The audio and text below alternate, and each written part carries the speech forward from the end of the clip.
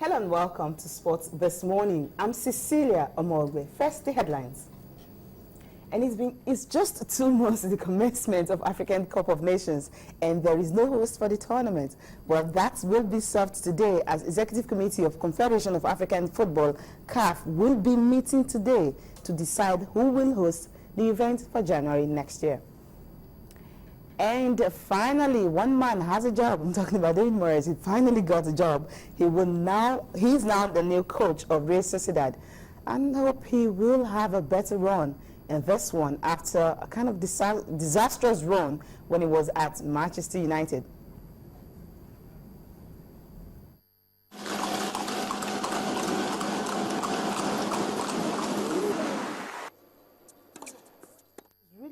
How do I describe it? Like a bad run for him. 6-1, 6-1, it ended. And you wouldn't even believe that this man just won the US Open in August.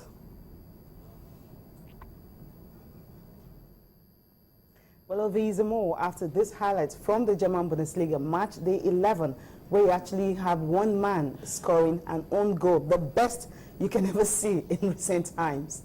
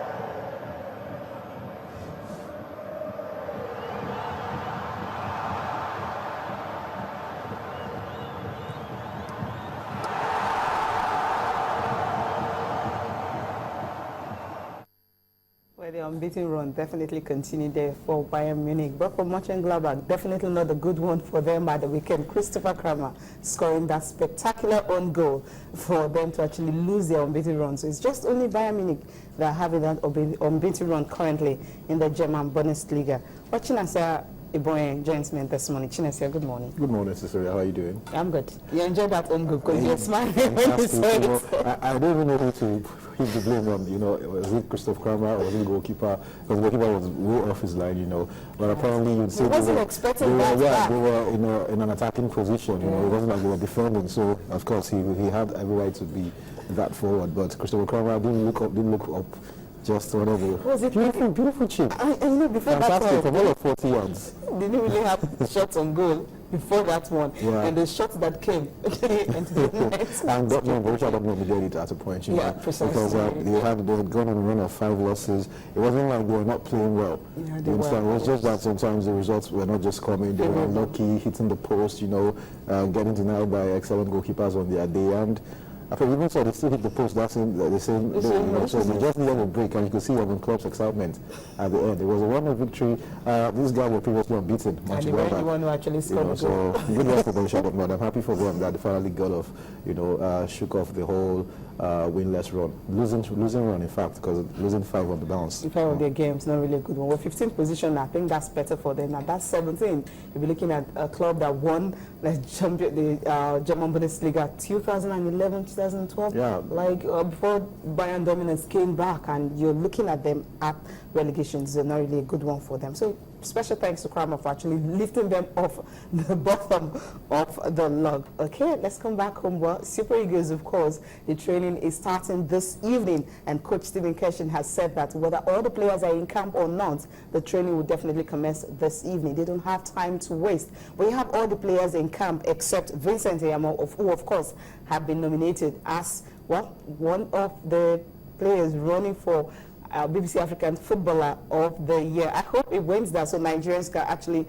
you know, go and vote for him and have a Nigerian win it again. Jojo Kocha was actually the last man who won it. So he is not in camp. Ederson Echejile is also not in camp. Emenike is not in camp. So these 3 players are yet to join the Super Eagles in camp. But you have all other players that have been invited. They are all in camp, but the likes of Mikel Obi, Obabuna, and all the home-based players, of course, they are all in camp. And Stephen Keshin is believing that the orders will definitely arrive before training. But if they don't come, the training will definitely start this evening. Onazi, of course, is joining them this morning. We heard Onazi is in the country already. Yes, of course. But he's not in camp yet, because apparently he was saying he had to go, you know, pray for the Super Eagles. Of course, we need that, because he actually said that we need it, because we have just 2 games to go, and these 2 games, we have to win it. And Coach Stephen Keshin, of course, he has done it before. We believe he can, of course, win these 2 matches. The tricky part now is not just about winning alone now, because apparently we could win both matches and still end up at the same points as the Congolese.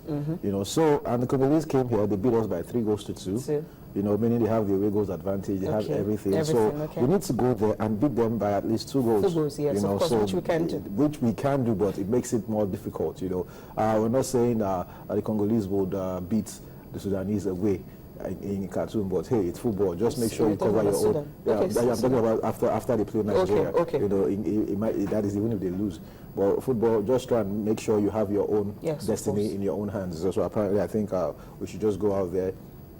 I think it's very doable, you know. It's something we can actually achieve if these guys come together, you know. And I think right now they want to prove a whole lot of things to Nigerians, you know. Stephen Keshi as the coach, you know, getting a reprieve because apparently he was removed, he was ousted, he came back, you know, right now. So he wants to really go out and, you know, make a point and say, you know what, hey, this is what you guys would have missed if you had let me go. I knew I was going to finish the job, and you just had to let me finish it. So fingers crossed, I think we should be able to do that.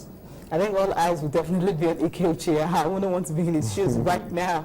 After a long while, he hasn't been in the national team, and now he's back. I believe everyone will actually want him to deliver all the goals he's been delivering at Villarreal, and that's what they really want him to do. And I hope he's able to live up to that bill comes Saturday. So another player all eyes will also be on is Vincent Eyamo. Of course, he would definitely have to be at his best so that we don't get to concede. I would just hope the club form doesn't translate to the national team. You know, the defense has the defending in Leo has been in shambles. You know, Simon Kia and his cohorts. I don't know. They would have conceded more against Everton if not for him. If not for Vincent Eyamo. So I just hope his confidence is still up. You know, because apparently, you know, these things they happen in some way. You know, if you're conceding lots of goals, even if you're doing very well, even if you're keeping out some goals, but the fact that you keep letting in goals week in, week out, you know, it might affect your confidence a little bit. So I think I just hope that Vincent Eyamo, you know, just comes into the national team with a different mindset from what is happening at Lille. You know, try and organize his defense, put them together. You know, make sure that they are watertight. And I just hope he will do what he knows how to do best, which is stop goals. But I hope we won't get to that point where we need to visit Nyama. It's actually spare blushes. I just think I think all the players, both the attack and of course the goalkeeper, everyone just have to be at alert. Definitely. And we're focusing on these two players because we feel right now, according to most Nigerians, not me, this happens to be our best consistency, of course, their club level and country. That's what we're looking at, because we have some players who are actually are in charge of the midfield, but usually they don't get to play 90 minutes in their club. So when you have these two key players who play week in, week out, I think all eyes will definitely be on some players, you don't want to mention names, Mikel Obi. I'm just saying, of course. Okay, go on. Okay, some players, okay. Yeah, no, we're talking about Mikel Obi and Gael Nazi and the rest of them. Yeah, you know, some people say that national team football is different from club, club side football. Yeah, players you see, they play a certain position for the national team, and they come to the clubs, they play a certain position. So, you know, apparently, sometimes, the club form might translate into the national side, but hey, it depends on the mindset. So Mikel might just, want to always show that I'm still relevant, even despite the fact that I might not be starting at Chelsea anymore. I'm still relevant, and I will show you guys what I can do. I still have the abilities to, play good football. Okay, you better do that on Saturday. All right, okay. CAF, of course, today they are meeting in Cairo, and they will decide which country will host. And of course, we're looking at Algeria, Angola, if possible, Egypt, Gabon, of course, who co-hosted with Equatorial Guinea, and you're also looking at Nigeria, reigning African champions. Ghana have said categorically they are not hosting. Do you think Nigeria is ready? You asked me this question last week. Let me ask you the question now. Do you think Nigeria is ready? I saw your stadium. I was really impressed with that. I wish you can have two of that, which it's really in 2 months. Stadium, Calabar, Calabar, if they can grasp it very well, of course, Calabar will be ready. Hotel facilities, we know that it's okay. Roads and all that is all okay. Let's just hope that the Moroccans are able to. If they can do magic at the national stadium, Surulere. This is why we should try and qualify first. If we're hosting, come on, we don't really need much headache to qualify. That's what I'm saying. We should try and qualify first and forget about trying to see if we can get the hosting rights from Morocco. The Moroccans they defaulted on the deadline that was given to them by CAF, and I do not know what they will do next. So let's just see. CAF will meet today, and let's see if they would decide, to take it away from Morocco, or still give them a little bit of time. They didn't take it from them because they said they want it to be, to be extended. They don't want to host in January. That they said they're not comfortable with. So they want June or even 2016. That's which definitely CAF wouldn't want to do that, because check the money they're going to lose and all that. Now, if you were to be in that committee, which country will you give it to? It's not what you just do at the drop of a hat. You have to really, look at. It's 2 months away. We have to really look at the countries that are beating. Okay, let's look at Algeria now. And what they have. Algeria, most likely, because I think they are ready. But what about the political unrest and the crowd violence and all that? That is the problem. But it's even Nigeria here too. From the international community, they will tell you that there's also a sort of arrest, Boko Haram issue and stuff. So I think if the Algerians think they can do it, I think right now they are the ones that what about really Gabon? Ready. Gabon, of course, they also studied it a couple of years ago, so the facilities might still be in excellent shape, So definitely, I think it should be between Algeria and Gabon. Okay, that's what you think. If CAF is going to give it to you think Nigeria is all that? Okay. I'm not ruling Nigeria out. A lot of things happen.